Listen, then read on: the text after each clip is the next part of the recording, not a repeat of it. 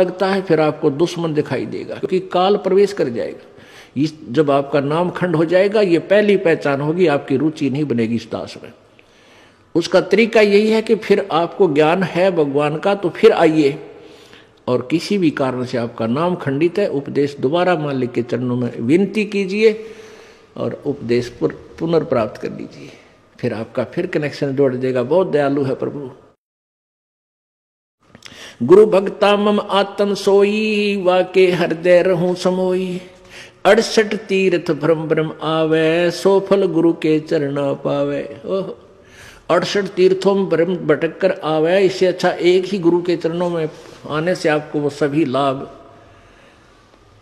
सब लाभ मिल जाए। वहां तो कोई लाभ है ही नहीं। तीर्थों पर भ्रमण करते हैं, कोरे पाप कमावे, कोई पुण्य नहीं है। लेकिन हम भ्रमित कर दिए वहां नहाने से ऐसा होगा, वहां नहाने से ऐसा होगा, तो परमात्मा उसी दृष्टिकोण से उदाहरण देकर आपको समझाते हैं। क्या बताते हैं? 10वां अंश गुरु को दीजिए, जीवन जन्म सफल कर लीजिए।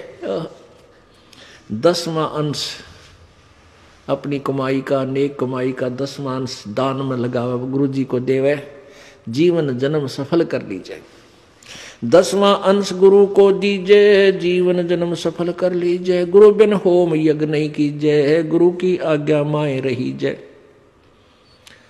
गुरु जी के बिना कोई भी आपका धार्मिक अनुष्ठान आपने नहीं करना है, और गुरु जी की आज्ञा में ही चलना है। अब कितनी गहरी वाणी बोली है प्रभु ने। गुरु सुरतुरु सुरधेनु समाना, पावे चरणन मुक्ति परवाना। आप जो सतगुरु हैं, पूरे गुरु हैं, देवताओं के एक सुरतरु बताते हैं। स्वर्ग में एक सुरतरु, देवताओं का वृक्ष, तरु माने वृक्ष, कहते हैं उसके नीचे बैठकर जो भी कामना करते हैं वही मनोकामना पूर्ण हो जाती है। सुरतरु बोलते हैं उसके, देवताओं का वृक्ष। और एक सुरधेनु यानी देवताओं की गाय, उसके पास जाकर के जो भी याचना करते हैं उसी वही यानी आहार, उसको खाद्य पदार्थ बना बनाया तैयार मिल जाता है। तो कहते हैं गुरु जी, सतगुरु जो होते हैं वो सुरतुरु भी है और सुरधेनु भी है। गुरु सुरतुरु सुरधेनु समाना, पावे चरण मुक्ति परवाना। तन मन धन अर्प गुरु सेवे, हो गलतान उपदेश से लेवे। तन मन धन अर्पण करके और गुरु जी की यानी शरण ग्रहण करे, उपदेश ले। तन मन धन अर्प गुरु सेवा। तन मन धन कैसे अर्पण करना है? पुण्यात्माओं, अपने हृदय में इस बात का एक गांठ लगा ले, यानी सच्चे दिल से अपना विश्वास कर ले कि ना तो ये शरीर तेरा और ना वो संपत्ति और परिवार तेरा, बिल्कुल नहीं है। ये मन में धारणा हो जाए कि न तो मेरा परिवार है, न मेरा शरीर है, न ही मेरी ये संपत्ति है, ये सब प्रभु की है और इसका सदुपयोग करूं। संपत्ति का 10वां अंश गुरु को दीजिए, ये धन अर्पण कर दिया आपने।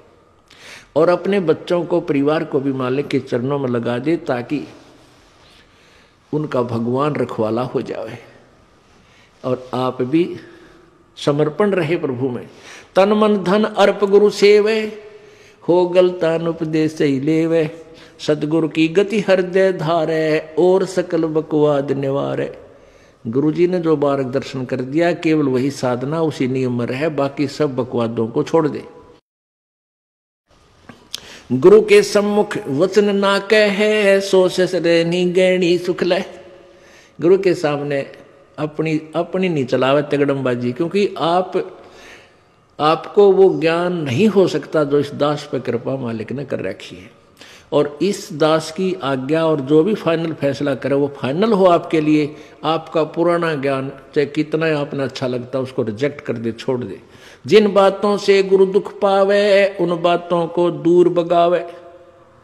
उनको फेंक देते, कितना अच्छा लगता, छोड़ दे उन सब चीजों को। अब जैसे शुगर के मरीज को अब मीठा तो अच्छा लग गया उसने, और डॉक्टर कहे भाई शुगर तो मरीज ये मीठा नहीं खाएगा, ना मिठाई ना चीनी, और वो फिर भी डॉक्टर की आज्ञा का पालन नहीं करता तो मरेगा फिर, और क्या इलाज है। तो चीनी मीठी तो लग रही है, इसमें कोई शक नहीं, मीठी भी है, लेकिन उसके लिए विष है। तो ऐसे ही भक्ति मार्ग में गुरु जी की आज्ञा का पालन ना करना विष के तुल्य आपकी भक्ति को नष्ट कर देता है। गुरु के सम्मुख वचन ना कहे, सो ससरैनी गैणी सुख लह। गुरु जी के सामने एंड बैंड नहीं बोला, क्योंकि गुरु जी के सामने जैसे भगवान के पास जाना होता है, ऐसे ही दृष्टिकोण से आना चाहिए। अपनी फरियाद करे, जो भी आदेश हो सिरोधार्य करे और चल पड़े, चाहे मन कुछ भी सोचता रहे, क्योंकि परमात्मा अंतर्यामी है, आपके सब दुखों से परिचित है, और वो आपके जितनी श्रद्धा आपकी होगी उतना ही निवारण आपको साथ साथ रिजल्ट देते रहेंगे।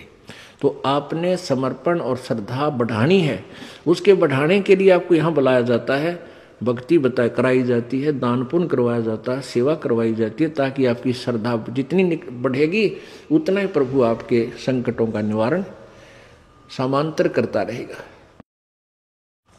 अब जैसे आप यहाँ आए और आते ही आपको ठीक कर दिया, आप ना हो भूल गए भी यहाँ, क्योंकि हमने देखे झाड़े लवानी है, झाड़े लवाए लाया, हो गया, आराम हो गया, बस ये क्या, वहाँ जाना नहीं भूल कर फिर। तो यहाँ आते भी आपको सुख दिया जा सकता है, लेकिन ये परमात्मा चाहते हैं कि ये बच्चा आते कुछ तो राहत अवश्य देगा, ताकि आपका विश्वास बने। और आप पर आज कलयुग में आगे हो इतने पाप है, गिनती नहीं। एक सुख थोड़ा बहुत मालिक अपनी तरफ से अवश्य देता आपको, फिर 100 संकट और हैं अभी तो आपके ऊपर बैलेंस, वो भी निवारण करवाने हैं। तो फिर आपको बुलाया जाता है कि आप महीने में एक बार अवश्य आइए। आपको बुलाने का क्या तात्पर्य है कि यहाँ आने से आपको बहुत पुण्य मिलता है, आपको बहुत भक्ति लाभ होता है। आप बच्चे हो, आपको मालूम नहीं, ये दास डॉक्टर है जो भी आपको कैसे कैसे आपके अंदर शक्ति प्रवेश करवानी है, प्रभु की पुण्य कैसे प्रवेश करवाने हैं, फिर ये ज्ञान आपके हृदय में पहुंचाना है। और जिस दिन आपकी श्रद्धा पूरी हो जाएगी, आप सपने में भी दुखी नहीं होगे, ये सत्कर मान लेना। क्योंकि पाप जब बढ़ जाते हैं, जन्म में भी दुखी, सोए फिर भी दुखी, क्यों सपने भी बुंडे बुंडे आवे। और जब आप भक्ति करोगे, ढंग से लग जाओगे, आप वैसे भी सुखी, और स्वप्न में भी परमात्मा की भक्ति है, आरती करते होगे, कभी मंत्र कर रहे होगे, कभी मेरे गुरुदेव भगवान ये गा रहे होगे, स्वप्न में भी सुखी, यानी भक्ति स्वप्न में भी हो रही होगी।